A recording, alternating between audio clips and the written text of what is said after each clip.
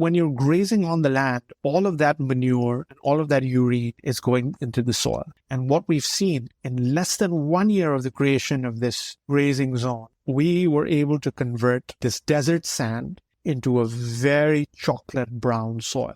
Hello and welcome to the INSEAD Emerging Markets Podcast, where we interview business leaders and emerging market experts on business innovations, market opportunities, and macro-level trends in emerging and frontier market countries. Join us for the next hour to dive deep into the world of emerging markets as we speak with top performers who are successfully investing, working, and living in these markets themselves. Hello and welcome to the INSEAD Emerging Markets Podcast. I'm here today with Taimur Malik. He is the co-founder and ideator of Drawdown Farms. He graduated from Columbia in 2011 with a degree in Middle Eastern, South Asian, and African Studies. Always happy to see people with that major doing well. After Columbia, he worked as an analyst at Citibank. Then he went on to found a fair trade men's custom shirting company, which he sold a year later, and then went on to become chief executive at a family-owned textile company in Pakistan. A year after that, he decided to move on and become co-founder of Drawdown Farm, which is a regenerative farm in Pakistan, and it is going to be the topic of our podcast today.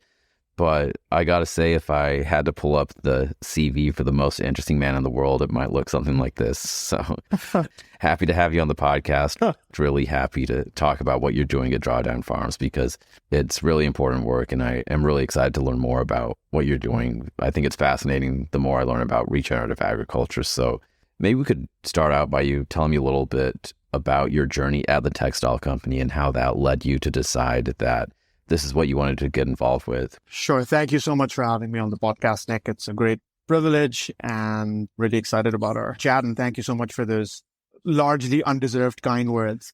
But glad to speak about Regen Ag. That's something I could do for days on end. So yes, my journey, as you quite aptly noted, in terms of regenerative agriculture began when I was at that textile mill. I was an interim CEO of a textile spinning mill that made coarse count cotton thread. That's what spinning mills do. And as luck would have it, when I joined the mill, it had actually just shut down. So that was an ominous sign. And I had to really sort of figure out, they say you learn swimming with the sharks. That's kind of what it was like.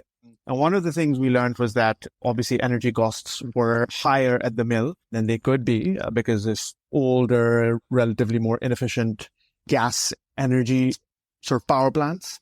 But then that was just a sort of relatively small component. The mill was still functioning earlier with those inefficient power generators.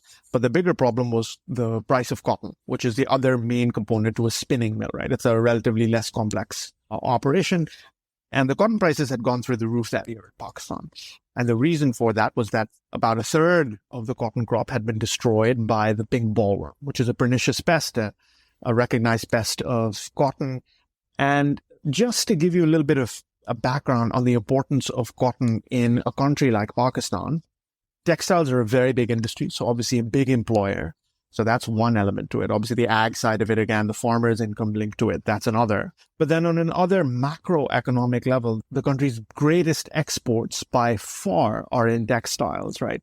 So that value addition is crucial to keep the economy afloat, albeit barely. So the country always has a balance of payments crisis, and any hit to that has very dire consequences. So for me, I was very perturbed by the fact that this could happen, this could be allowed to happen. How can this one pest not be brought under control? And I wanted to probe deeper. And the deeper I peeled the layers of the onion, or the ball of cotton in this case, the more disturbing reality sort of became on a sort of, in some ways, a philosophical level.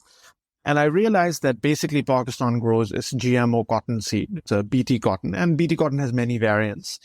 But they were using a BT cotton seed. It's the only GMO that's really grown in the country.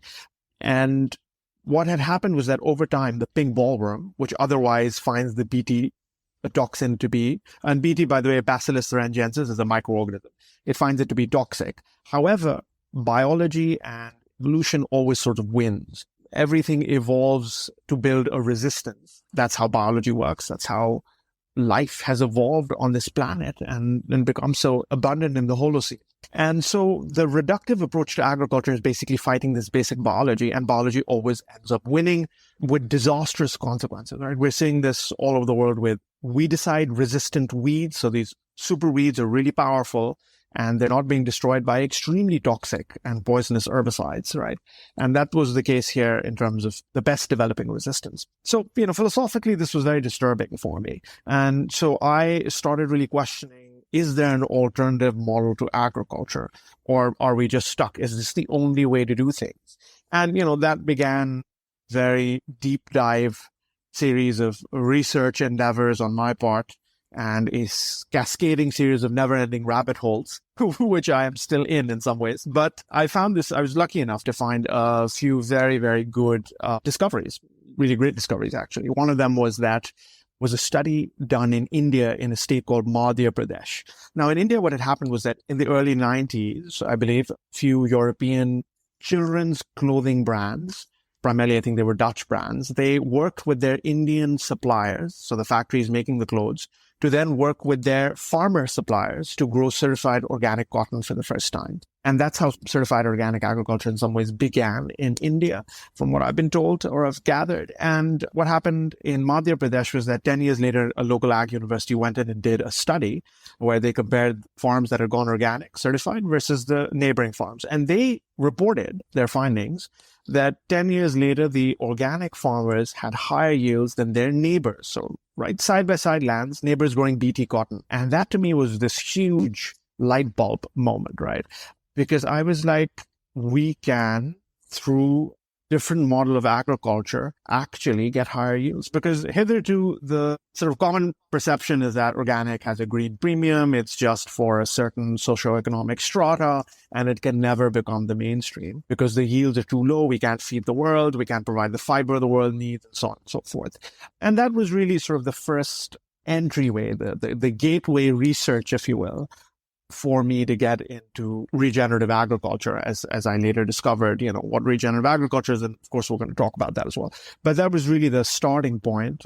And to answer your question in summation, that's how I really became obsessed with alternative models of agriculture that take biology, ecology, now we call it regeneration, into account as well.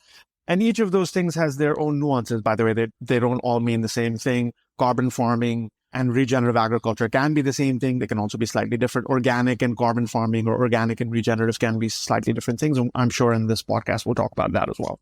Totally. That's super interesting. I'd love to learn more about that, just because when I think of organic, I think that, it's probably more nutritious and better for the earth, and consumers will pay more for it. But I never would have thought that the yield actually would be higher, or that it would cost less to produce. So would love to know what your theories on why that would be, because again, that goes really against the thinking in terms of what the basis or the rationale for conventional agriculture is, that the reason that we're spraying our food with all these fertilizers and chemicals and using GMO seeds and tightly packing animals together is that at least this can feed humanity. This can meet the demand that is there and can do it at a lower cost. Given that actually may not be the case, I'd love to understand more why that may be, and if you have any thoughts on what could have caused that to happen, at least in that example in Madhya Pradesh that you gave. Yeah, I'll talk about my theories on Madhya Pradesh. Obviously, I haven't visited that landscape, but doing all this research in different parts of the world, I've come to a few sort of, I think, very educated guesses and conclusions. And one of them actually, which again, as my research led into a series of very deep dives, one of the things I came across was this other research from the University of Michigan. So Catherine Bagley, I think was the name of the professor. She'd done some fascinating research, and her research showed that in semi-arid, subtropical type areas, organic can actually give higher yields, because those areas, Peter, naturally have very low to no organic matter and really poor soils. So as you build soils, you are inevitably set on a path towards higher yields in these very sort of degraded environments. So that's a very important thing to note. In other parts of the world, like more temperate areas where, soils tend to be richer, there are a bunch of issues. Some of it, and I think this again, Catherine notes in her research as well at UMich, is that government funding for organic and our regen ag biological ag has been very, very limited. It's a pittance compared to funding for mainstream post-green revolution synthetic agriculture, synthetic chemistry-based agriculture. And the reason, which is also very reductive, right? And because of that, there's been this huge lag. And over time, what we've seen is through different research endeavors that have popped up, we've seen some eye-opening conclusions. For example, this is great research which shows that, there are different varieties of, different crops. Like, for example, let's take broccoli, right?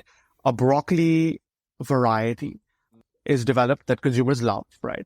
So that same broccoli variety, when the seed, so each, sort of, especially with this horticulture, vegetables type of stuff, there are farms that exclusively grow just the seed for like carrots, broccoli, what have you.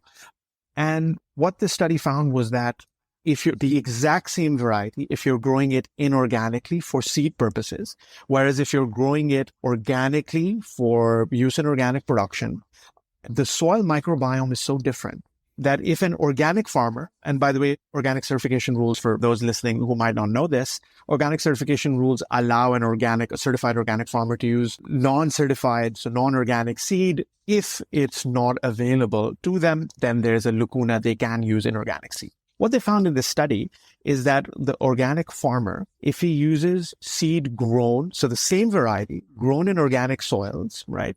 And when he uses that seed, and the same variety farmer were to grow of the same variety, grow with the seed grown in inorganic soils, the yields would be 32% higher with the organic seed. That's how much of an impact microbiomes have. And this is very cutting edge science. Just like with the human microbiome, we've just learned so much in just the past few years. The same is the case with soil biology, and it's still a world unto itself. In fact, there's a famous quip that a lot of people in the regenerative movement often like to quote, which is that human beings know much more about the surface of the moon than we know about the intricacies of soil and the soil microbiome. That's so interesting. Yes. So it's really interesting that you're reading these studies and they were showing you that this is a problem that definitely needs solving, and that's the direction you wanted to go. Maybe you could talk a little bit about your journey towards founding Drawdown Farms and how you got the land, how you turned it into what it is now, and your learnings along the way. Absolutely. Sure thing. So our journey began, again, continuing from where I left off with my discoveries when I was at the textile mill. I just became obsessed with this. I was learning so many different things. I came across the Rodale Institute report, which showcased that if just 50% of global farmland, existing farmland, went towards organic, and then later on they had a version 2.0 of the same study, then they started using the word regenerative organic practices, we could sequester all the excess carbon that was in the atmosphere and just deposit it in soils and resolve the climate change issues. And we'll talk about the moral hazard of thinking this way and all of that as well. I'd love to speak about that as well. But just to give you a little bit of a preamble about some of the other discoveries and why I really became obsessed with this way of agriculture and thinking about things this way.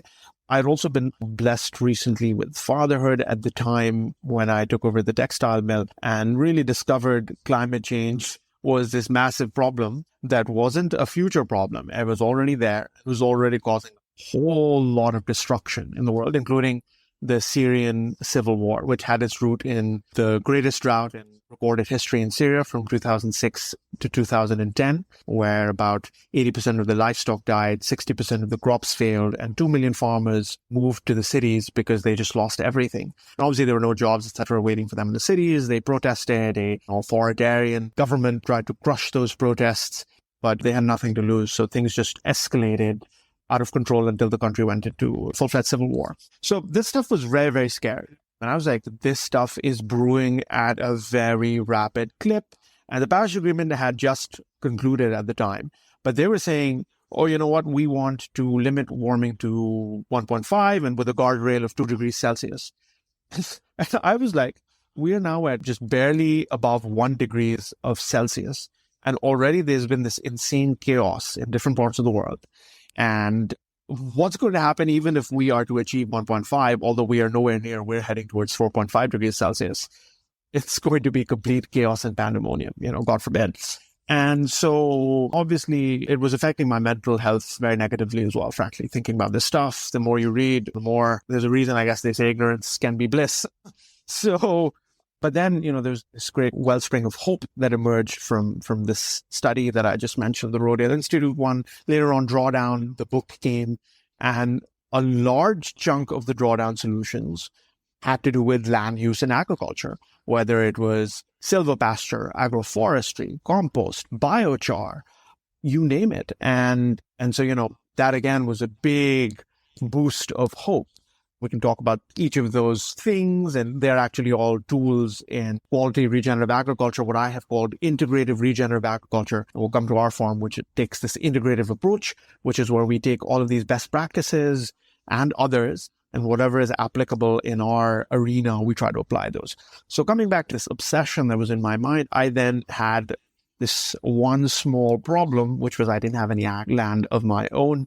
And so I had to find someone with agricultural land to try to enact this paradigm shift in agriculture and all of these newfangled practices that I was discovering. And just to give you a little bit of, again, preamble on how agriculture is in Pakistan, it is a very old school green revolution agriculture. And I use this term sort of deliberately, old school green revolution, because even within this synthetic chemistry based modern agriculture, in advanced countries, there were improvements and tweaks to the model. So it wasn't just stuck in the 60s.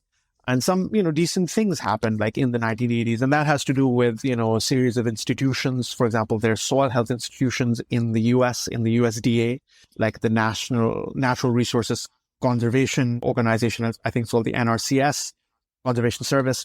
And so there were improvements. For example, there were things like no-till that started to become a lot more common in the 1980s. So while still doing synthetic ag, there were improvements. In Pakistan, the agriculture is still heavily, so very, again, going back to the old school nature of it, it's very heavy on tillage, rototilling, lots of fallow sort of periods between, let's say, two cash crops, all of those things which are terrible for the soil, because leaving soil bare is the worst thing you can do for soil, right? And again, no usage of biology at all. In the 1980s, this was still niche, but in the 1980s, in places like the US, Australia, etc., there was a growing budding movement of what's then called biological agriculture. Some also called it ecological agriculture, which started using different inputs. So started using more biological inoculants, using different types of fertilizer regimes.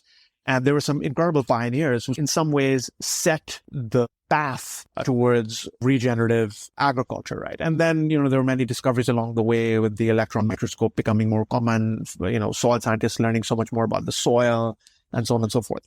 But again, Pakistani agriculture was very, very degenerative, really. There's no other word to use for it. It was very destructive, and there were a lot of problems farmers were facing. Hard pans were very common because as you do more and more tillage, you're bound to get a lot of hard pan issues. And, there were issues of falling yields. You had to put higher amounts of fertilizer. When the Green Revolution happened, it was a game changer. Yields went up very, very significantly. But over time, you're not getting this effect. And we've seen this all over the world. You have to apply more and more fertilizer to get the same amount of yield effect. So I was very fortunate in that my father-in-law had ag land. It was a passion of his. That's not his main thing, which is also great because if agriculture is your main thing, then it's very hard to do paradigmatic shifts, or it can be, because the fear of a loss is very high. Of course, there are ways around it, like you do always start on a very, very small acreage. You can start with even just 1 acre, right, to completely mitigate those losses. And that is really the way to go about it for most farmers, unless on a society or regional level, you've created these systems, and there's just so much information that a government ag body or extension services can really confidently say, oh, you should do this thing because it is going to definitely benefit your soil and your yields and disease resistance and things like that. So coming back to my journey, I had a series of conversations with my father-in-law, and God bless him, he agreed that part of my land, why don't you start doing some of these practices? And of course, at the time, I was very focused on a certified organic kind of an operation, with the idea being targeting export markets because the numbers were just so high, massive growth in the global organic industry. And it become like a $80 billion market or something globally. Now I think it's much more, so maybe 110 or something $1 billion market. And, it was growing at a rapid clip, something like, 14%, 15% year on year increases. I forget the exact numbers, but, it was really lucrative. And so my entire thesis was we can start to target that. And in our neighborhood, India had really capitalized well on it, where India today has the largest certified organic farmland. Of course, it's still a very tiny percentage of the overall farmland in a country that's so big. But there were some people who were clearly benefiting from this very wise shift and maneuver. There were many sort of aggregators, companies that were working with farmers to grow crops and then, exporting them. So that's how it all began. My father-in-law worked closely with him and in partnership with him. And we started with a bunch of experiments. Of course, we couldn't do the whole farm. That would have been very, very risky. But we started with some parts. We started doing some vegetables. We started doing some other crops, wheat, etc.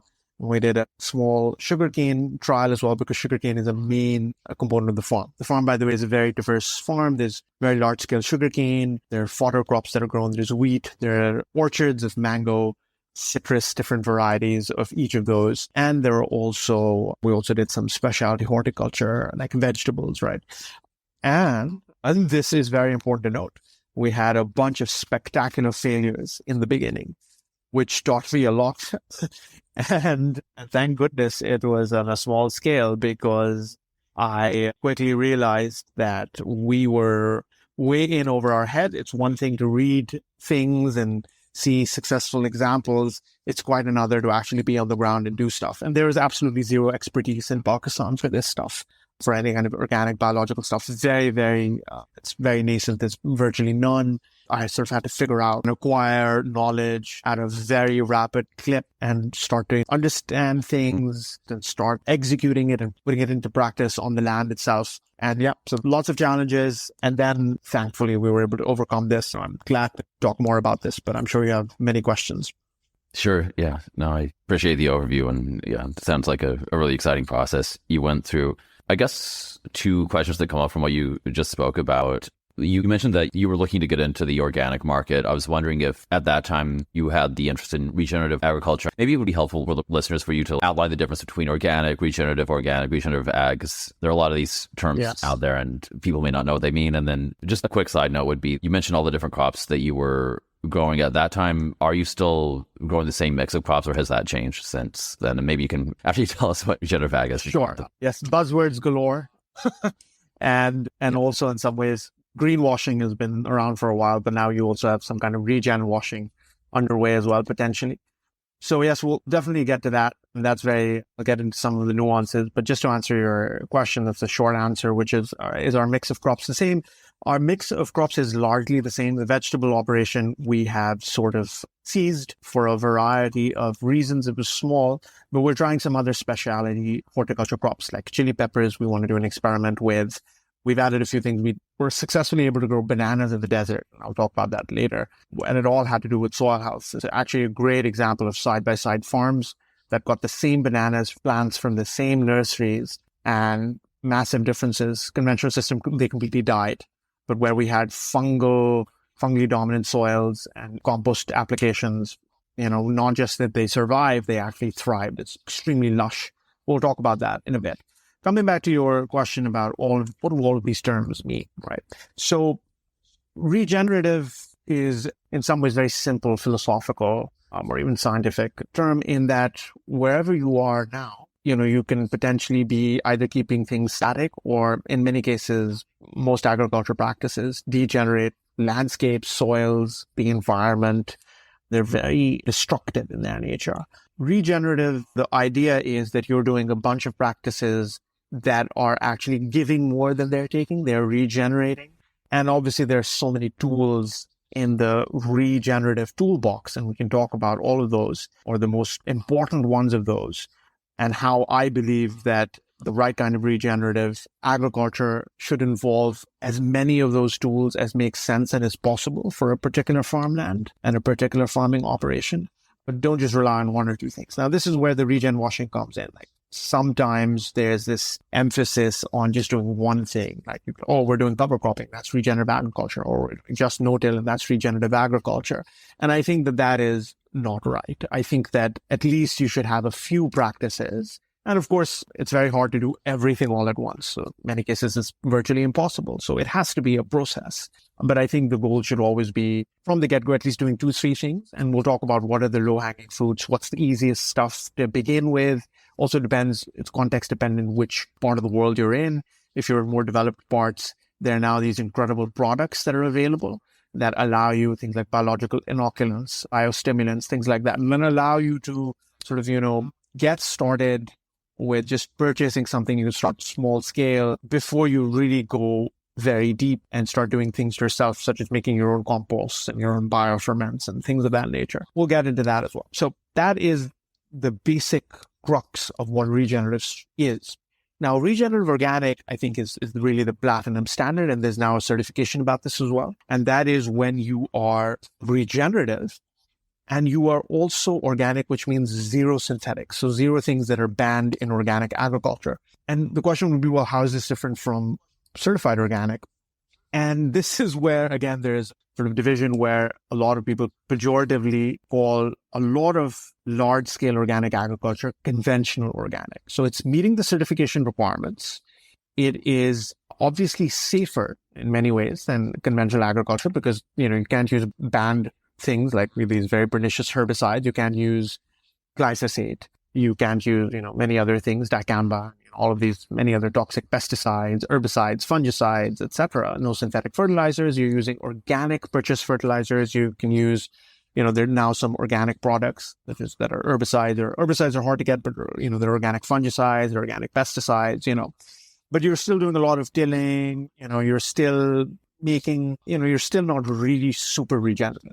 And now here, I think there's some nuance that should be deployed here, because many cases, even farmers that are deploying, organic farmers that are deploying tillage, they are still improving soils, and we have studies to show this, although it's not a very speedy carbon sequestration by any measure, but it's still much better than conventional. You're still also much better for the environment because you are not leaching out all kinds of toxic chemicals, whether it's through synthetic nitrogen applications, which can cause dead zones, for example, in the Gulf of Mexico, or it's other synthetic biocides, toxic biocides that really harm biodiversity. And as many of your listeners would know, we're not just in a climate crisis, we are also in a biodiversity crisis called the sixth mass extinction, where WWF has shown us that probably more than 70% of most species of all varieties, whether it's mammals, insects, amphibians, etc., have become extinct in just the past 30 years,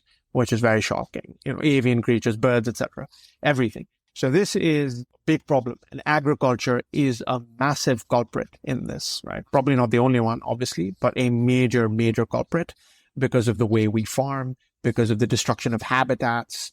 So a regenerative system should also enhance biodiversity. That's very, very important. How it does that, we can talk about some of those things as well.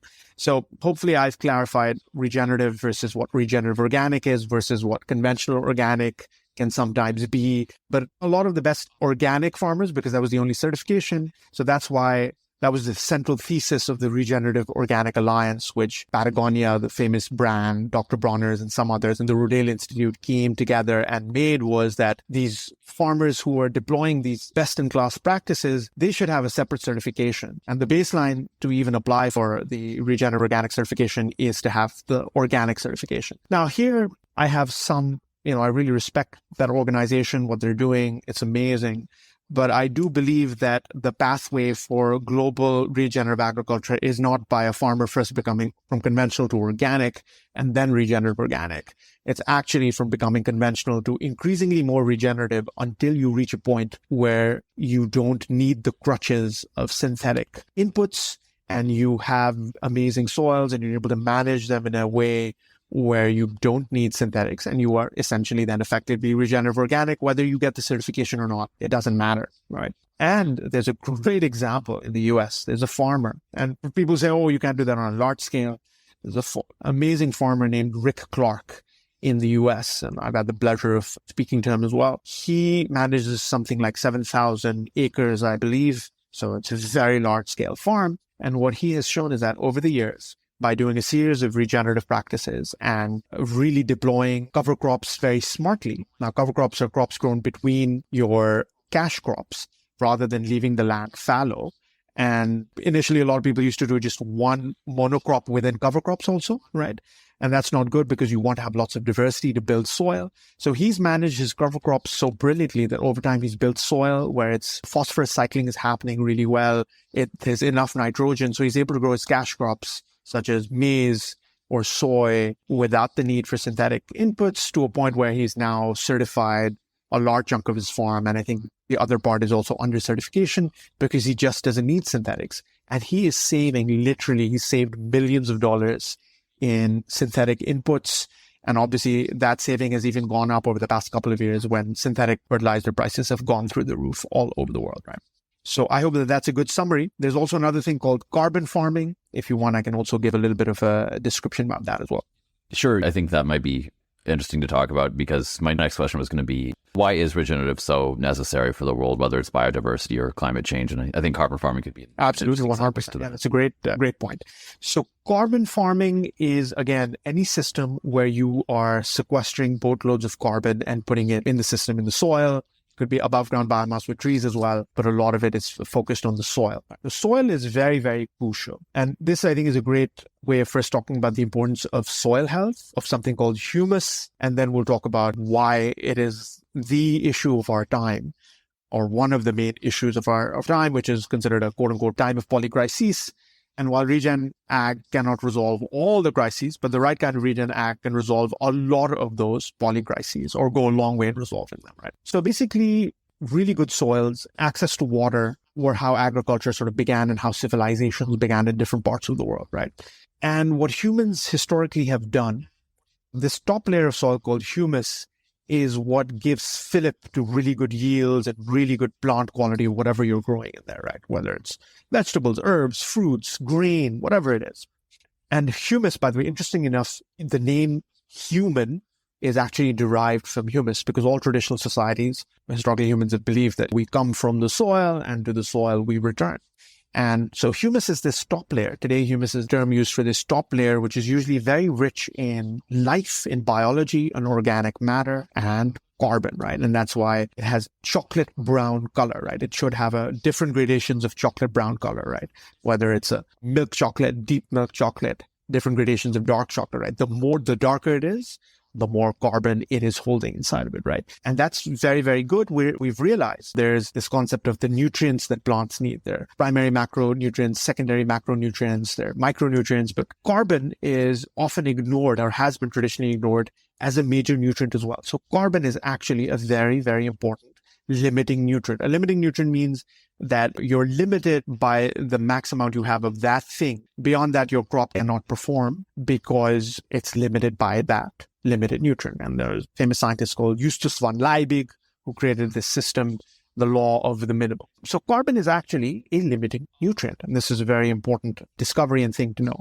Now, historically, and there's a fantastic book by David Montgomery, who I'm going to mention again in a little bit, but David Montgomery came up with a fantastic book called Dirt and the Erosion of Civilization. And he's an academic who showcases different case studies from different parts of the world where every great civilization in part was destroyed by degrading and exhausting its soils, whether it was Rome, Greece, ancient Greece, Babylon, the ancient Egyptian civilization, because this process of tilling, once humans started tilling, once they invented tilling, usually with ox and bullocks, etc., you started destroying soils because the act of tillage is very destructive. It opens up soils, it oxidizes the carbon, right? So the carbon gets released, mixes with oxygen, becomes carbon dioxide. And it also kills the biology. The solar sunlight, the UV, destroys the bacteria and the microbes in the soil. And so it has all of these destructive consequences. It creates a hard pan in the soil. And over time, you exhaust your soils. And that's really, really dangerous. Obviously, it's really bad, and your yields start to taper down and fall. And that's what happened in many ways. Populations started increasing with agricultural dependence in all of these agricultural societies, and then started having this yield decline happen, and the population couldn't be sustained. And suddenly there was chaos, pandemonium. And again, everything in the world is multifactorial. So this might not be the only thing, but it was certainly a big contributor, as David Montgomery shows. So that's one of the most important things to note about soil.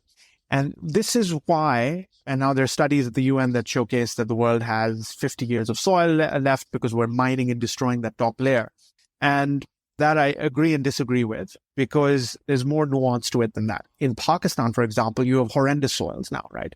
There's pretty much zero carbon in the soil. So how is farming happening, right? It's because of synthetic inputs. But I think, and of course, because of irrigation, right? But in rain-fed agricultural lands, it's even more dangerous, because even if you apply synthetics, the farmer is entirely dependent upon the vagaries of the weather, which, as we know, is dramatically shifting anyway. And this topsoil is an amazing miracle, right? It holds carbon, which we talked about, but it holds enormous nutrients, and it also holds enormous amounts of water. Just a 1% increase in the organic matter in a soil in 1 acre can allow a 1 acre piece of land to store about 27,000 gallons of water, it is estimated, which is incredible, right? And that just makes a farm so much more resilient to drought and all sorts of shock events, right? So that's a very important reason to have really good soil and have regenerative agriculture, carbon farming that's actually putting carbon or organic matter in the soil, that's building the carbon stores, the organic matter stores, because it increases yields or can increase yields, sometimes very significantly, especially in degraded landscapes. And it provides enormous resilience against climatic shocks. It also protects against disease resilience. And that's something that people don't generally not the first thing people talk about. But if you have a really strong microbiome, and when I used to talk about this stuff, circa 2016, 17, 18, people were just like, oh, what is he talking about? Or, it was hard for people to fathom and grasp. Post-coronavirus, it's actually much easier. Why? Because humans have seen it themselves, wherein two people can get the exact same variant of COVID and have completely different responses. Someone can, God forbid, pass away or end up in the ICU, and someone can not even get the virus or just get a super duper mild flu-like symptoms, and a day and a half later, they're completely fine, right? Why is that? It has to do with our immunity, and our gut health and microbiome is a very core component of that. And as you build the soil microbiome, you enhance the disease and pest resistance of plants, because very strong immunity of plants, of the types of crops you're growing, tree crops you're growing, annual crops you're growing, provides this disease and pest resistance. And that's very, very important. Now let's come to some other really important benefits. And I mentioned, I'm going to say David Montgomery's name again. Now that has to do with his recent book, which has collated a lot of data. There's a lot of other studies as well, which I've also been keeping abreast with. But he all puts it in one very nice book. Him and his wife, they're often frequent collaborators, all sorts of great things, including this book. This book is called What Your Food Ate.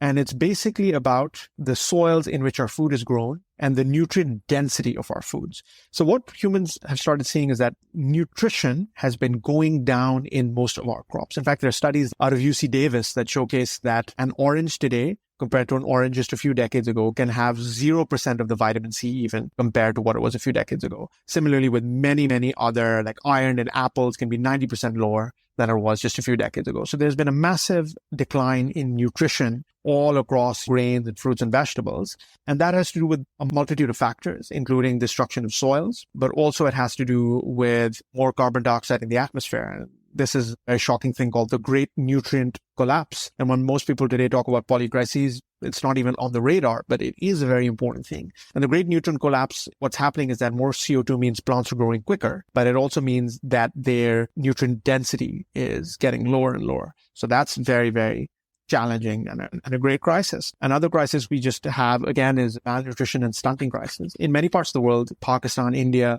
you might have food security, somewhat because of grains, but you don't have nutritional security.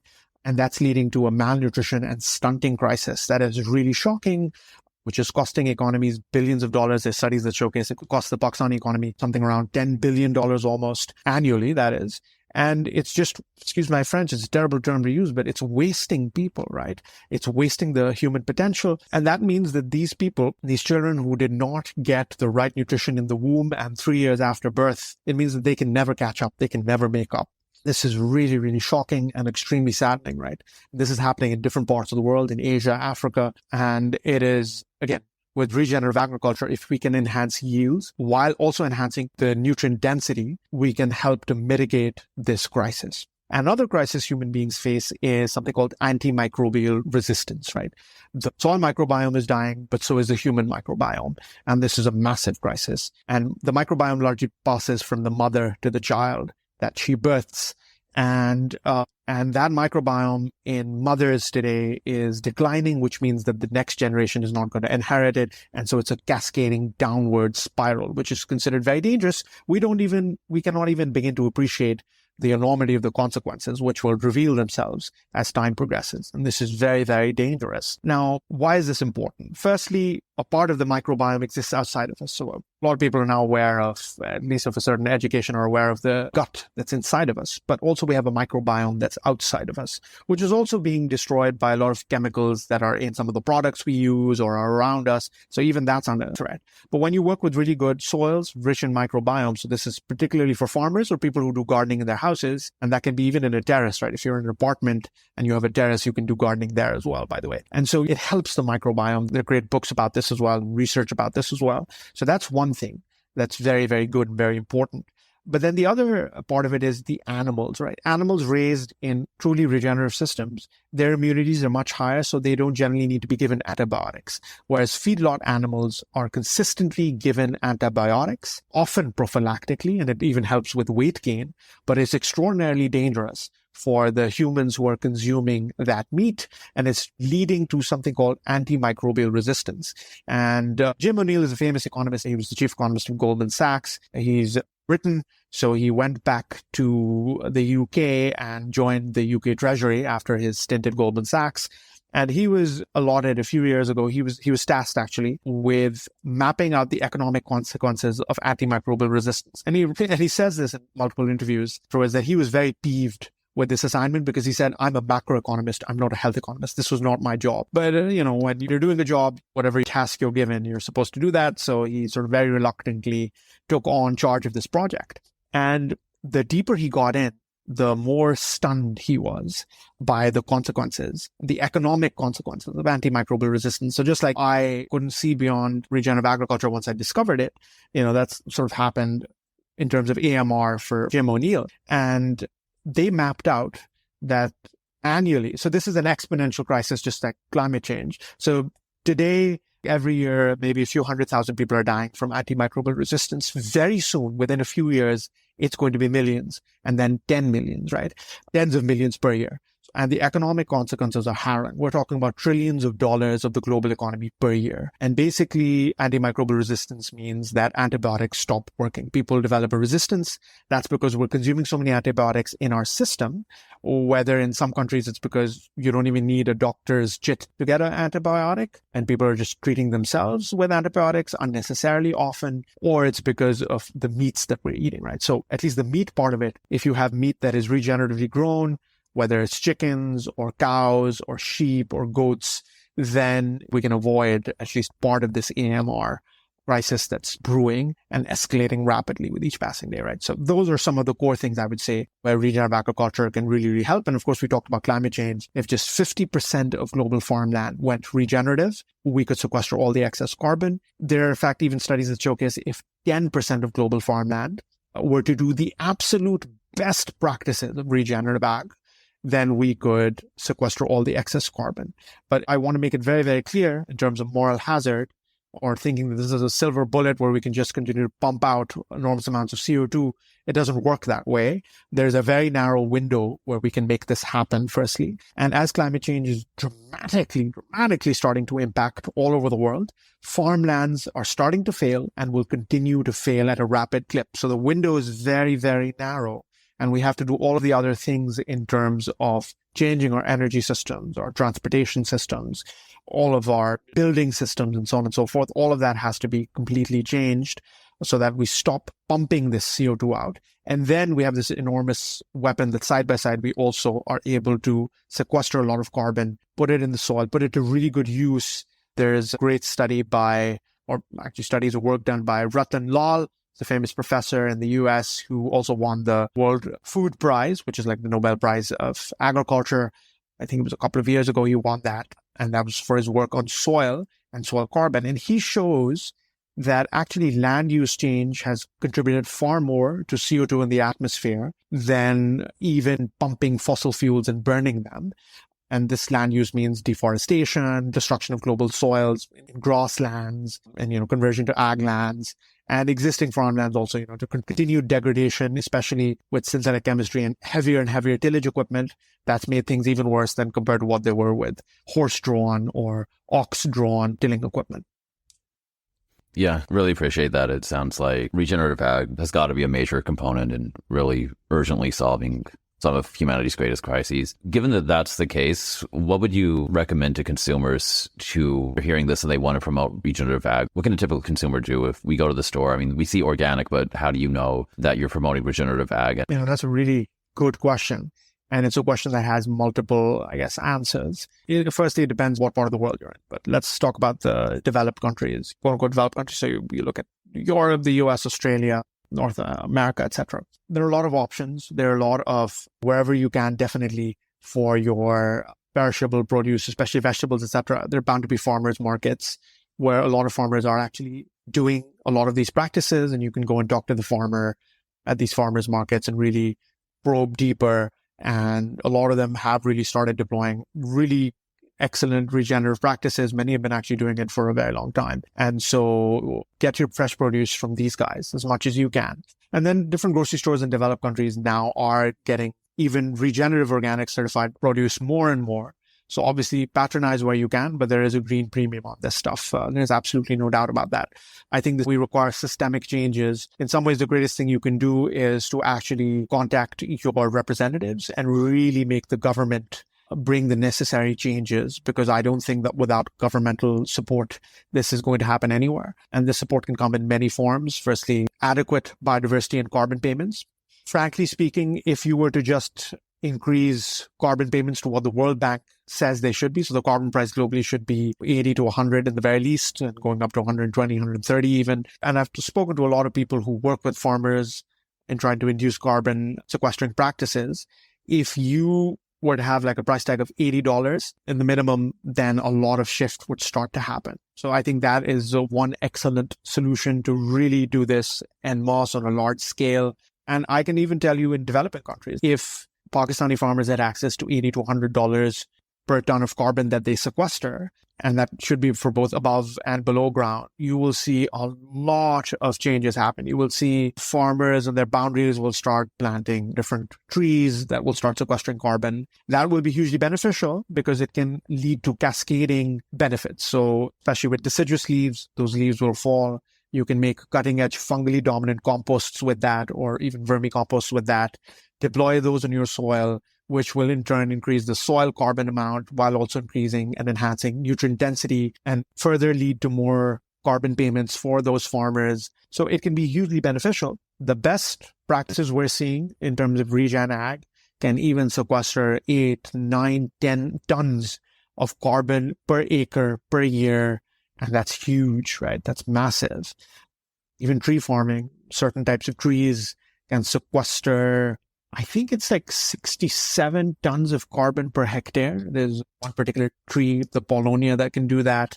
So, farmers can do a mix of techniques that are regenerative, that are enhancing biodiversity, and then, of course, stack that with biodiversity payments, which farmers should also get. And suddenly you make it very viable for farmers to change their practices. And then I think the knowledge will start to percolate and really exponentially spread. And we have all of these tools with social media, WhatsApp, YouTube, that even many fairly poor and subsistent farmers now have access to in many parts of the world. So if you yourself don't have it, your neighbor will have a smartphone, and a cheap, smartphone, affordable smartphone with access to this stuff, and this knowledge can really spread. And I think that is very, very important. And then, of course, regulation also has a part to play in it, and then funding innovation in terms of biological solutions. So biological-based fertilizers, I think that's very important in helping kickstart this transition. There's an excellent video, any of our listeners who are interested to dig deeper, they should watch it. It's a BBC video about just like a 3-4 minute short video on Sikkim, the Indian state of Sikkim, and their transition to organic agriculture. And that video showcases that farmers, the government really heavily emphasized this. they did a bunch of things. They banned pesticides. They gave training to farmers on how they can actually become organic. Sikkim wanted to become India's first organic state, right? And in the video, the BBC journalists interview farmers in the state. And the farmers said that in the first 3-ish years, like our yields severely declined. And there's a farmer who uses the word, it broke us. But the government provided them with a subsidy. They said, whatever your previous yields were, so we'll cover the difference between the decline and what the previous yields were. But he's like, after 3 years, they bounced back to what they were before, right? As the soil was being built. And that's really good. But I think that there's a better way to do this because there are now amazing products out there that are biological and organic. And increasingly, we're going to see them this decade. And that's something that gives me a lot of hope and excitement because what it can mean is that a transition can happen without this enormous burden that falls with declining yields, which can be very dangerous. It's not just that the government hands out money. You also need to have enough food, right? And so therefore, we need systems where you don't necessarily destroy your yields. And until you don't get those biology-based organic type of fertilizers that are very effective, so next-gen new stuff that's both organic and biological, but it is also very, very effective and also very cost-effective. Until you get those in, especially in emerging markets, you need to use synthetics, but you need to use them very wisely. And we can talk about what that look like. What does that mean when I say you have to use them sagaciously and then do a bunch of regenerative practices along with it to mitigate the harms that they cause. And as you build out soil slowly, you can then begin to really reduce and ultimately quite significantly reduce your need for synthetic inputs. Sure. Yeah, that's all really useful information. If governments can be involved, that would be great, especially as synthetic agriculture right now is so heavily subsidized. If just some of that could be shifted, it'd be very helpful. But it's great that there's now products out there that may allow the transition to happen more easily, even without government assistance. Maybe you could talk about some of the practices you've implemented on your own farm. Absolutely. I'd love to. So learn from them. On our own farm, as I mentioned earlier, we took a very integrative approach to regenerative agriculture. And what that basically means, it's kind of like I took the term from integrative doctors who use a lot of tools in the toolbox to achieve their goals. So they will look at your lifestyle factors. They will focus a lot on preventative medicine. They will look at really good herbs that are safe, that have been used for centuries or thousands of years, and they can help certain conditions in their patients. So they take a very integrative approach, while they also use modern synthetic chemistry-based medicine when that's appropriate and needed. But again, the emphasis is on a very integrative approach. So what I wanted to do was, after the earlier failures with just trying to go organic from the get-go, without even having access to a lot of the products that are available in developed countries, especially in places like the US, it was a massive challenge. And I realized very soon, there's no way we can make that shift in a jiffy. It's going to take time. And so we have to take this integrative regenerative approach. And so I looked at case studies and bleeding edge science from different parts of the world, what different farmers were doing in places like Australia, like the US, sometimes in Europe, and other parts of the world, and then integrating them into our practices. Whatever we could do, I wanted to do. So some of the practices that we're doing today are, and it's been a process to roll them out. It obviously didn't happen in one fell swoop, but some of those practices are making really, really good quality, top quality, fungally dominant composts. And I will, after I list out everything, I'll talk about what do I mean by fungally dominant composts. In a couple of different systems, we're doing fungally dominant composts. And these are aerated, aerobic, fungally dominant compost, which is hard to do. We'll talk about vermicomposting, which is what we're doing. We're doing biochar a little bit. Again, we're limited by the amount of biomass we can have because we're located in the Thal Desert, and the native soil, if you can call it that, although that will be a stretch, is basically just desert sand. And we're limited, which is why we planted thousands of trees, because trees are at the core of agriculture. And in terms of some of the practices after biochar, I would list, we're making bioferments, started making biostimulants on farm, and we are trying to deploy all of those things. Then we're, in terms of managerial tools, like I mentioned, we're adding trees, and trees are being added in different systems. There's something called intensive silvopasture, just hedgerows and the boundaries, and trying to make hedgerows also very diverse rather than just a monoculture. We are adding trees to the boundaries of the farm, like I said, and even outside of the farm, we're like, why shouldn't we green areas beyond us, that are just public lands, right? For example, public spaces. Then we are also trying to do low and no-till. And the results we're seeing with no-till is amazing. This is very important. Remember how I mentioned tillage was the cause, in many ways, of the destruction of older civilizations. They weren't using synthetic products because there were no synthetic chemistry products. But the two things they were doing often were monocultures and heavy tilling, like tilling based on whatever equipment they had at the time, right? And that alone caused so much destruction. So no-till, and of course, unfortunately, they didn't have the kind of tools that we today have access to for doing no-till agriculture. And no-till is so important because tillage is one of the most destructive tools you can do. So let's say you're adding composts to your soil that are really good composts, but it's like taking one step forward and one step backwards, or almost one step backwards if you're also tilling the land, right? So one of our core practices that we now want to make as a core practice is having no-till.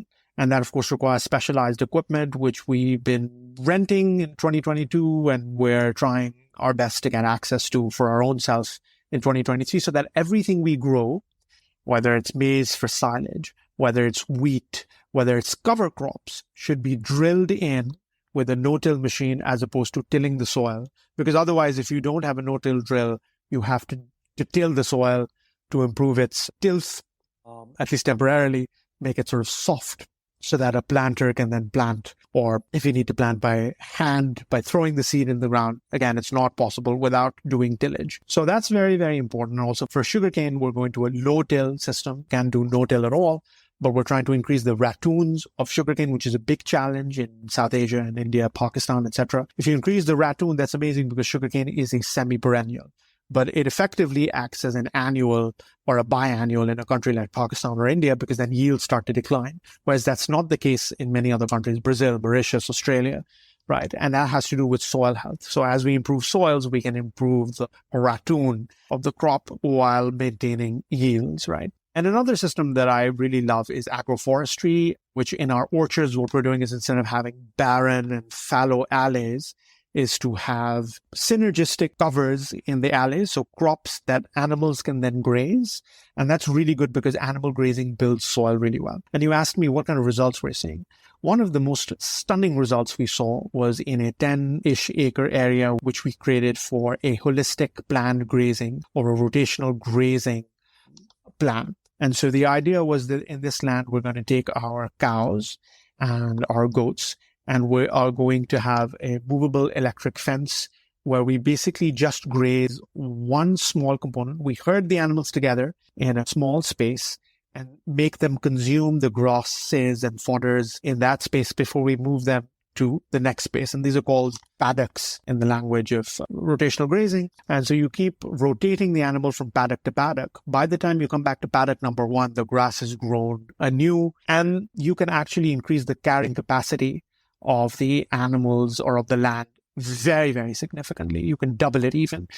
And that's amazing, because what happens if you let the animal just graze on their own and like a big pasture, that's what traditionally has been happening. You have overgrazing, the animals just go spread out and go and have the best and the choicest stuff, and they overgraze. And overgrazing really sort of harms the roots of those grasses, even if they're perennial grasses that can bounce back. And it dramatically increases the time it takes for the grasses to grow back. The other benefit is, generally in South Asia, the model is you cut your fodder and then feed it to the animal. But when you're grazing on the land, all of that manure and all of that urine is going into the soil. And that's amazing for the soil, right? And what we've seen in less than 1 year of the creation of this grazing zone, we were able to convert this desert sand into a very chocolate brown soil. And that blew my mind. And that soil is, whenever you dig it up, it's like full of moisture. Its moisture retention is so much higher, and it's just full of life and carbon. There's this fauna of the soil that's present there. There are earthworms. There are so many other critters that you see whenever you dig it up, and it's just amazing. So that's been an amazing discovery. Another very interesting experiment that I love to talk about, and I can, hog this mic and talk for days on end, but I don't want to have you go through that. So I'm going to talk about one other example of a success story. We planted bananas in the desert, and I mentioned that earlier in the podcast. And a neighboring farm did the same thing, same exact banana variety or type from the same nursery, same health of those banana plants when we planted them. And they were fully conventional. They did a full dose of synthetic fertilizers as recommended and everything. And those banana plants completely failed. They died within just a few months, or most of them died. And on this site, on our farm, in these 2 acres that we planted these bananas, we had a bunch of fungal compost extracts and other microbial inoculants that we had made on farm and bioferments that we applied. We didn't apply any synthetic fertilizer at all. And these bananas, not just did they survive, they thrived. They were like lush. It's like being in a jungle. And then we had a living mulch, so a cover crop in between the banana alleys, which were very small alleys anyway, but you had these vine-like crops growing there, and you had this amazing synergy. The water retention was just so much higher in those soils. We were able to mitigate the weed pressures because, again, you had this living cover there as well. And it was just this beautiful system. And we got our first banana crop recently, a few months ago, which was also very heartening to see. So I think that's another great example of the power of regenerative agriculture, where someone says, oh, only synthetic can work, or, there's a yield thing. Here we're talking about surviving and thriving in quality regenerative systems. And this, I think, I actually wanted to say this earlier, but it just escaped my mind. The thing is, organic is just a term in terms of what you have not done. It's not about what you have done, right? If you haven't used synthetic and toxic products, you're organic, whether you're certified or not. But it doesn't mean how you've conducted your farming operation. And the key thing in regenerative agriculture, quality regenerative agriculture, is you have to know what you're doing. So knowledge is extremely important. It is a knowledge-intensive system, which is, again, where governments come into play. Obviously, there's a role for NGOs as well, but or a joint sort of partnership between NGOs that focus on this stuff and the government extension services. But you have to get the knowledge out there to the farmers because it's a knowledge-intensive system. If you have the right compost that you're making, for example, and you're deploying those composts or those extracts, and the right microbial inoculants that you could be making, or the right biostimulants, for example, moringa, and there are countless studies. If you were to Google this, you will find hundreds of studies, literally, on moringa in different countries. And here I'm talking moringa leaf extract. I'm not talking about its nutritional impacts on animals or humans, which are another amazing can of worms. Moringa leaf extract is an extract you can make out of moringa leaves. It's a biostimulant when you spray. So the responses are amazing in terms of enhancing the immunity of the plant. So whether it's weather stress, whether it's pest and disease issues even, and just enhancing overall the yield, because it just up-levels the plant's innate immune response. So the moringa tree, which is native to South Asia and is considered there's a New York article that calls it the Swiss Army knife of trees, and it really has these amazing benefits. So that's something, again, that farmers can add on. So again, the more things you stack up, the better your results are going to be, and you're going to whoop the rare end of conventional agriculture, which is very reductive, simplistic, and especially in the more degraded landscape, the lower the bar, I think the superior the results are going to be. Amazing. And who do you sell to? Is it international markets within Pakistan? Who are the end consumers for your crops? And you mentioned the grazing as your livestock. They're also sold as beef, or is it just there as part of the farm? Right. Both of them are really good questions. So in terms of who we sell to, we are currently selling, so the sugarcane we sell to the nearest sugar mill to us, and with which we have superb relationships with. And that's a very important, economic lifeline for our farm. Our orchards are generally very young. And so we are waiting for them to grow to a point where we want to create a direct-to-consumer business, because a lot of the margins in Pakistani agriculture are kept by a series of middlemen. So a type of middleman comes in and usually harvests farmers' orchard crops and then takes them to a central place. So each part of the country has something called a mandi. It's a central fruit and veg outdoor marketplace.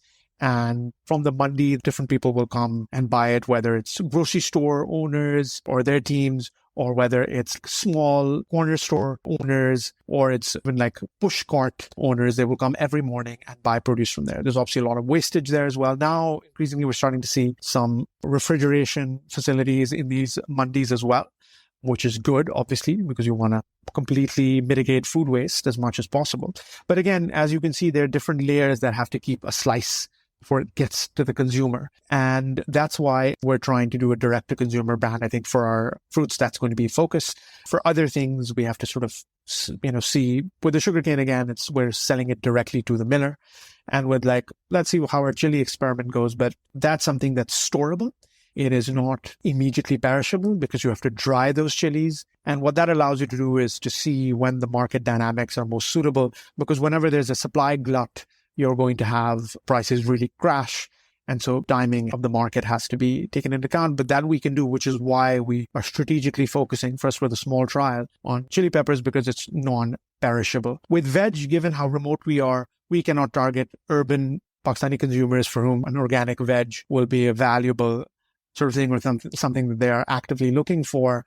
It's very hard given our remote location, so we cannot do that, right? Now coming to your other question, which is about animals. And here I want to first give a little bit of a background on the role of animals in regenerative agriculture. I think that animals have been wrongfully made the bogeyman of the climate crisis. And while there is absolutely no doubt that these massive scale CAFOs, these concentrated animal feeding operations, are extremely harmful for the environment and also for human health. For example, with things like antibiotic usage and AMR that we spoke about. And also, again, to clarify, it makes no sense to cut down an Amazon forest to have regenerative grazing. That's just absurd. And that has to obviously be stopped. And while taking care of those communities, making sure that they have employable opportunities, which is why I'm a big proponent of the bioeconomy, a circular regenerative bioeconomy. There's so much humans haven't even discovered. There's so many plants out there that we can sustainably, regeneratively grow or take from, for example, from forest products, and deploy for different things, for different industrial applications, for nutrition and human applications. So that's very important to create sustainable livelihoods that are non-degenerative and destructive. So while keeping that in mind, obviously it doesn't make sense to cut down the Amazon forest to have regenerative grazing. But I think a few numbers are very important to keep in mind. Let's look at the United States. In the United States, these vast grasslands called the prairies it is estimated somewhere between 15 million to 100 million bison, right? Another ruminant animal. And what happens with animals, which many people now know of, who want to make animals a bogeyman or are unsure, is that the ruminant animal eats these grasses, which no other creature can consume, like humans can do it. And it has rumen, which allows it to ferment it and consume it as a source of energy. And there are many grasslands in the world where that's the only thing that can happen, because you can't really grow anything except for grasses. In the US prairie lands, there's a lot of ag that's happening, with central pivots, or in some places there's enough rain to make some kind of ag possible, or you dig deep and you have these central pivots to do agriculture. But in many grasslands in the world, that's not an option, right? It's too capital intensive. Local market dynamics do not allow it. So animals are actually a crucial part of the ecosystem. The grasses and the ruminants co-evolved. And it was the eating of those grasses and the manure and excrement of those ruminant animals, while they were being threatened by different carnivores that were their predators. And so they were very quick. They would go to a place, these huge herds of hundreds of thousands or millions of these animals. They would quickly consume a large amount of grasses, and then they just move on to the next areas and the next areas and the next areas. By the time the circle would come back next year to the same patch of grassland, it would be super healthy grasses and forbs. And those were multi-species grasslands, by the way. That's also very important. There weren't like monocultures of grasses. There were lots of grasses, herbs, forbs that were growing there. So today in the US, we have 90 million cows, right? So again, it's not the cow or the how. You have the same amount of methane. It's not like fossil fuels where you're digging up stuff that is legacy carbon that took millions of years to form underground. You're digging it up and burning it and putting it in the atmosphere. The methane is pretty much the same because we have the same amount of animals, because unfortunately, through human activity, the bison, the vast majority of it died out, right? We're talking about tens of millions of them died out, but they're replaced by cows, which humans can farm better. And so I think there is a massive role in regeneration when you use the cow wisely. And in the regen movement, there's a pithy little saying that everyone loves to say, it's not the cow, it's the how. And I genuinely believe that, and I've seen that on our farm. The kind of regeneration you have with animals is just incredible. So having an animal system, I think, is very, very important. And again, I think it's two sides to every coin. Humans have to be more mindful of how much meat they're consuming. And I think different regions will have different dynamics depending on how bioabundant that landscape is, right? There is a massive protein deficiency in many parts of the world. So that has to be taken into account as well. But I think that animals historically have provided a great source of nutrition, if not through the eating of the animal, then through the milk and the milk-based products that were made. Those are very, very important things that we cannot both demonize, and we cannot expect people to not consume that very important nutrition, especially when deployed correctly. It is also regenerating, creating more biodiversity and abundance overall in the system. But again, this is very knowledge intensive. And it goes to my previous point where we need to disseminate knowledge amongst farmers. Without that, we are not going to have this regeneration. It's not possible. And to answer your question about where do we want to sell, so we're just professionalizing our meat operation. We've been selling in the Eid market, which is in the Muslim world. Eid is one of the big sort of celebrations and holidays. And there's a sacrificial element to it where an animal, a ruminant animal, is sacrificed. It could be a camel, sheep, goat, cow, but they're sacrificed. And it's a big thing. It's also a way where poor people, many cases, get to eat meat who otherwise don't have a lot of access to meat, because a part of of every sacrificial animal has to go to poor people. And so we've been selling in that, but we want to professionalize the system more, especially in terms of genetics. Again, we want to go with native breeds of sheep, which we're incorporating for the first time, but also with certain, goat breeds, because currently it's been very unstructured and we haven't focused on breeds as much. But, breeds can really help in terms of the price dynamics in the Eid markets. And so that's something we've started to focus on. When I joined, there was just so many moving parts that we had to figure out. You cannot do everything at the same time. So animals was really not, in terms of, professionalizing the animal operation, that just wasn't a top priority. But we are working towards that. I really hope that in 2023, we can make a lot of headway on that front. Sure. That's really interesting. Do you see regenerative agriculture being able to provide as much meat to the world in volume as industrial ag or the feedlot system that we have now, where there's just thousands of cattle or pigs all in a tiny location? Do you think that would still be possible if we were to switch 100% to regenerative?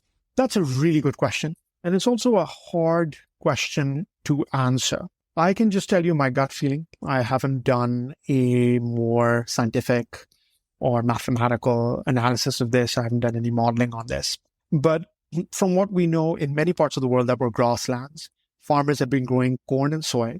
A large part of that corn is going towards feeding cows. Not a lot. Actually, the majority goes towards ethanol production, which is just silly. I mean, it might have made sense 20, 30, 40 years ago when the transportation solutions that we are now either have or on the cusp of didn't exist, such as green hydrogen, such as obviously improvements in battery technology.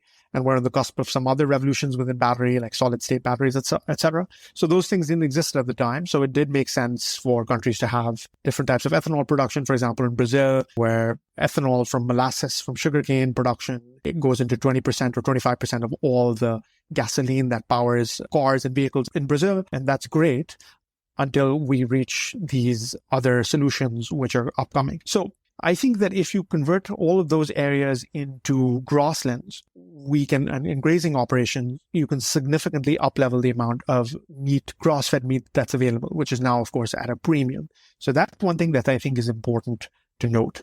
We're also seeing in places like Latin America, and Drawdown has a chapter on this written by Eric Tonsmere, who's a great expert on carbon farming, wrote a book on carbon farming, which I highly recommend people read and go through, especially if they are farmers or agriculturalists or investors in agriculture. And so Eric Tonsmere talks about intensive silvopasture in parts of Latin America, where the land productivity is just profound, while the carbon sequestration is also insane, because you are marrying different fodder grasses with incorporation of certain trees, and they could be fodder trees, and also certain shrubs, such as Lucina. It's a nitrogen-fixing shrub. It's an amazing fodder crop for ruminant animals because it has something called condensed tannins, which reduces the methane emissions of animals, which is very, very good, maybe like by 10, 15%. and it increases the feed efficiency. And so you're actually able to stock a lot more animals because you're going partially vertical with shrubs and trees and, obviously horizontal with the grasses, and incorporating both of those is very bioabundant. I think that a lot of research monies should go into this. But I think it all is context dependent and geography, natural capital dependent. But I think in different parts of the world, we can have enormous animal abundance if we were to incorporate these things. Similarly, if orchards all over the world were to go towards incorporating animals in their alleys, so orchards of fruit and nut, then again, we could have more animals. Chickens, we haven't talked about. I think the chicken is an amazing source of protein, and it's a lean protein. It's fantastic for health. We know this. And so, again, having chickens, and in the US, there's great amount of work done with trademark or registered name called free range chickens. And there are a couple of companies doing amazing work on this front. So again, incorporating chickens with these nut systems is amazing. Again, in areas that would otherwise be mostly fallow in the alleys, when you incorporate chickens, because chickens were actually a forest species in the jungles of Southeast Asia before humans domesticated them. So their natural habitat is a forest habitat. So wherever you can provide them that environment, I think, again, the number of chickens could significantly increase. I think BSF is an amazing tool. So black soldier flies. And there's some amazing startups working on really scaling it up, making it really efficient. And again, in countries where you have a labor shortage, but they're technically savvy, there's more technology, there's more capital available. You have these amazing AI systems that Better Origin, for example, in the UK is working on. And so black soldier flies are mind-blowing. Again, they can provide the protein because don't forget, chickens are an omnivore. They are not an herbivore. So again, you get them the grasses and they'll peck the insects. They're also very good, by the way, as insect scavengers for orchards and nut farms because they're eating a lot of bad guys. And also, if you're supplementing that with BSF to give them their protein needs, you don't need soy as much, right? And so again, that's a very good thing. So again, it needs systemic shifts, but it's totally possible, I think. And if it means that humans will consume a little bit less meat, that's fine. And I think lentils are a component of this as well. So we need to increase our number of lentils. The UN recently had a year of lentils. In fact, I think the UN even celebrates a day of pulses and lentils. I'm not sure about that. But the UN has really been advocating a lot of use of pulses and lentils. They're amazing soil builders. They're phenomenal for our health. They're not a complete protein, but if humans soak them in water for X number of hours, so that's called sprouting, you are able to reduce the amount of anti-nutrients they have. So things called lectins, you can almost eliminate the lectins and you can enhance the amount of the 9th amino acid that they're missing to a certain extent, which makes them complete protein. And if you add other sources with it, so certain vegetables or seeds, like if you add sesame with a lentil you have a complete protein, right? So those are some of the tools that humans also have to incorporate because protein is very important. There's protein deficiency issues, not just in the underdeveloped world, but in the developed world as well, where there's studies showing that women, even in the developed world, even more than men, women generally have a chronic protein deficiency that has huge ramifications for women's health and hormones. There are a lot of doctors at the cutting edge of this stuff who talk about this. But again, that's not what this podcast is, but I do want to mention that. And so protein is super crucial. And so I think we can definitely create systems where we have an abundance of protein of different amounts, regenerative meats, plus regenerative lentils and other sources. And I think that can fulfill the needs without the need for extremely ultra-processed synthetic meat alternatives, which studies are actually showing are full of anti-nutrients. They're highly processed and really bad for you. And increasingly more and more studies, I think, are going to come out on this stuff. And so I definitely, personally, do not subscribe to the view that that is the way forward. And one other thing, which I completely forgot to mention regarding animals, but I think it's crucial for our listeners today to know, is that we have certain solutions to dramatically reduce methane emissions within ruminant animals. So, of course, if you do these incredible grazing operations, things like intensive silvopasture, by sequestering carbon, you're abating a lot of the methane emissions anyway. But then if you add certain feed additives to those animals' diets, you can also further really dramatically reduce methanes. I mentioned condensed tannin fodders. So that's lucina. There are also certain forbs that you can feed animals that reduce, let's say, the methane emissions by 10-ish%. But then also there are studies that showcase if you feed biochar, which we are doing to our animals as well, if you feed biochar to the animals, so that's basically charcoal made from organic, like wood chips, etc. And that, when it goes in the rumen, also helps reduce the methane emissions by maybe around 10%. And it's also really good for the soil because when the animal goes out for grazing, biochar is part of the manure. The animal excretes out the manure, and that's really going to your soil. It's building soil.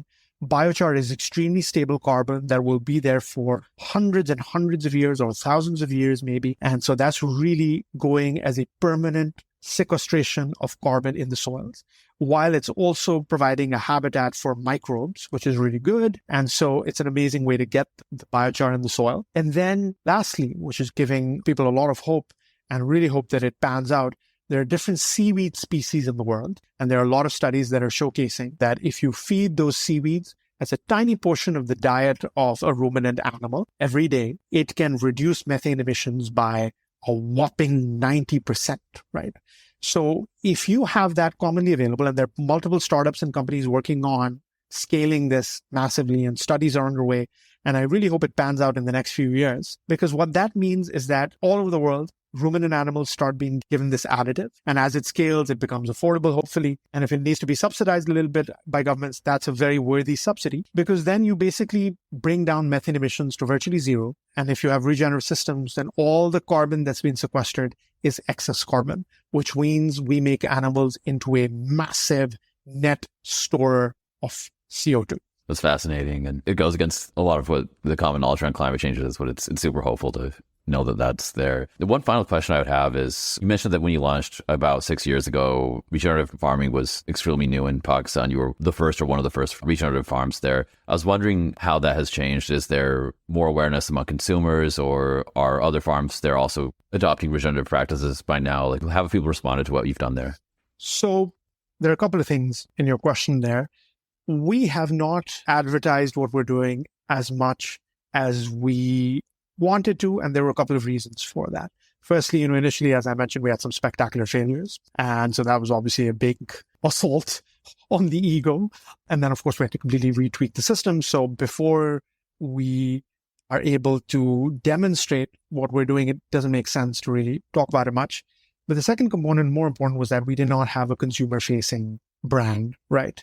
But as we launch the consumer-facing brand, we're hoping to do that in 2023. And as we do that with our mango crop in the summer of 2023, as we do that, then of course, we'll have to do a lot more. Part of our branding strategy and marketing, we'll be talking about those things a lot more. And I think that hopefully that will spread out more. We have had different professors from universities, from ag universities come in and take a look.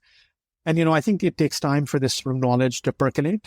But I think as we start getting more successes, initially, we weren't doing cane at all. Last year, we had our first regenerative cane trial on a 15-acre plot that went very well, and we learned a bunch of lessons from that. And this year, we're doing regenerative cane on a much bigger scale. Our goal is to dramatically increase the yields with regenerative systems for cane, ideally at some point, hopefully double. And we have strong evidence now, and we now know much more about how to do this, how to get there. And we're hoping to do that over the next couple of years. And I think once we start doing that, there's going to be a lot more explosion of interest. I was also privileged to be an advisor to the previous climate change minister of Pakistan. And he was the climate change minister till April of last year when the government changed.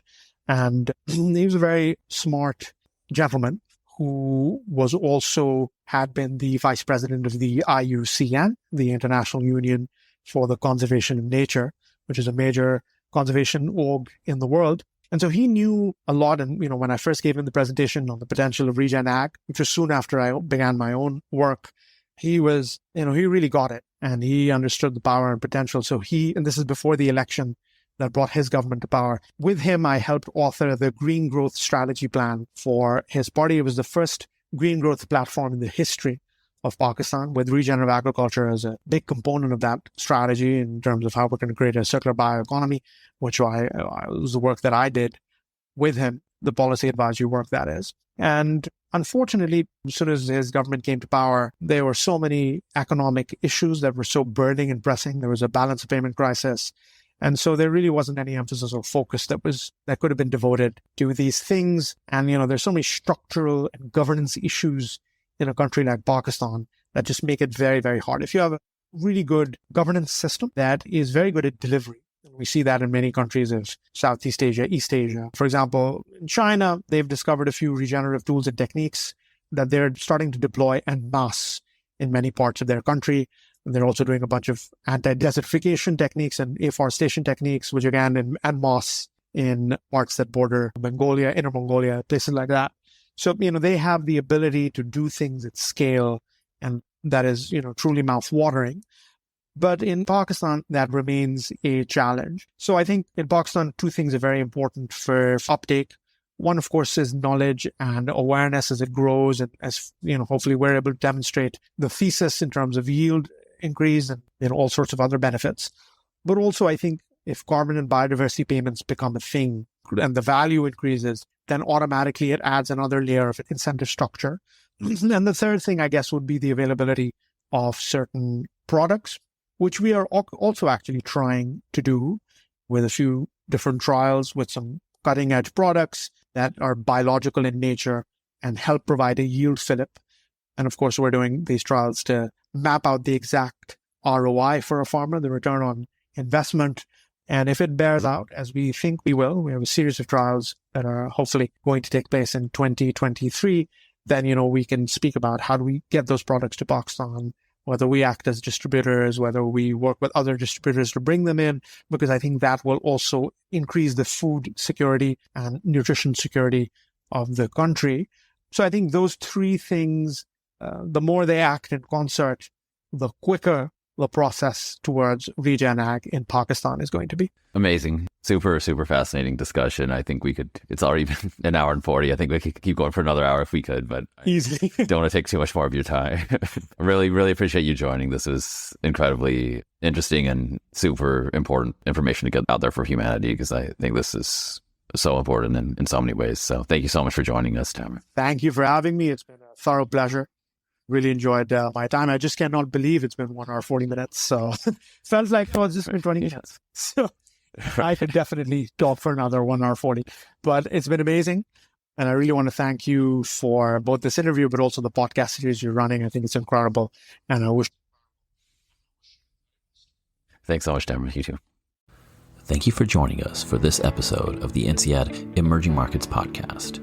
To stay up to date on events we may be hosting, emerging market news, and to build your personal network, please feel free to join the INSEAD Alumni Emerging Markets Interest Group on LinkedIn.